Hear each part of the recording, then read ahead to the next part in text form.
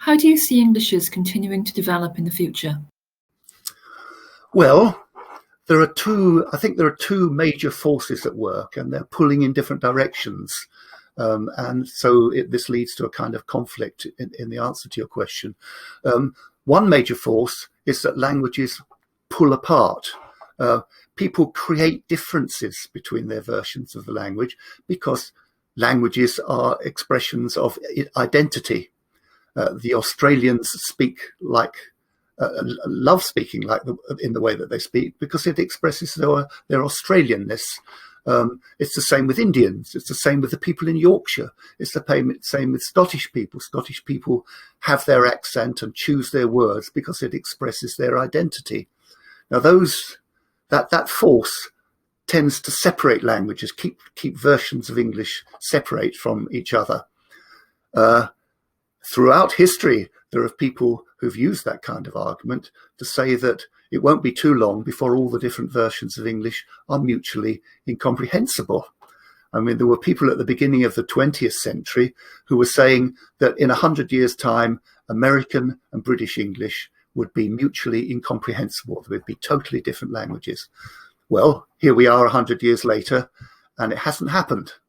And the reason it hasn't happened is the second of the two major forces that I mentioned, and it's because means of communication throughout the world have become fast, immediate in many cases, so that you can send an email to Australia, which arrives almost before you finish writing it. Absolutely very great speed. And that, of course, pushes towards uniformity of the language. It suggests that forms that were used in America one week are going to be used in Australia the next year. It pushes towards uniformity. By the way that these forms of language spread throughout the world the speed with which it's done is absolutely phenomenal. One of the examples I discuss in the book is the use of like to mean say and said. You know, when people say, well, I'm like, how, wow, and she's like, no, whatever it is. Now, that started about 1990 in California, and is now not a part of the English-speaking world that doesn't use it. Absolutely incredible. Anyway, the sociolinguist Peter Trudgill has got research that shows the way these two separate major forces work in modern-day English. He thinks that in terms of vocabulary, there's evidence that the varieties of English are coming together.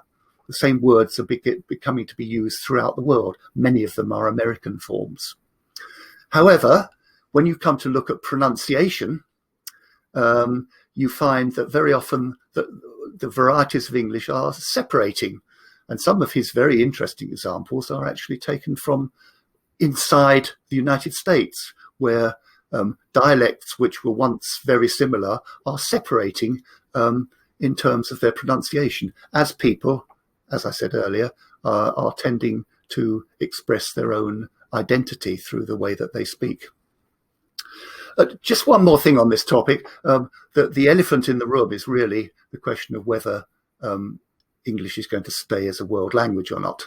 It is a world language at the moment. It is the world language from many points of view, according to many people. The answer is, I don't think we know. I think we've just got to wait and see what's going to happen. I mean, English has got a very big head start. It's used by, I gave you the statistics earlier, it's used by phenomenal numbers of people throughout the world. And it's very predominant as a world language. But there are other languages which are coming up. Mandarin Chinese, because of the importance of China as a country, Mandarin Chinese is becoming very widespread. Spanish is already very widespread. So we don't know really. Don't be deluded to think that languages can't lose status. Quite often a language can lose its status. I mean, if this interview were taking place in the Middle Ages and we were talking about Latin rather than English, I'm sure that there'll be people saying, well, no, Latin is going to stay the lingua franca for science and scholarship and the church, etc. Of course, that's no longer true. Even better, more modern example is Russian. Russian was used as a lingua franca in very many parts of the world, in Eastern Europe and in communist orientated parts of the world, until the fall of the Soviet Union in 1991. And now it's suffered a great fall. And it's not inconceivable, perhaps not likely, but not inconceivable, that the same could happen to English.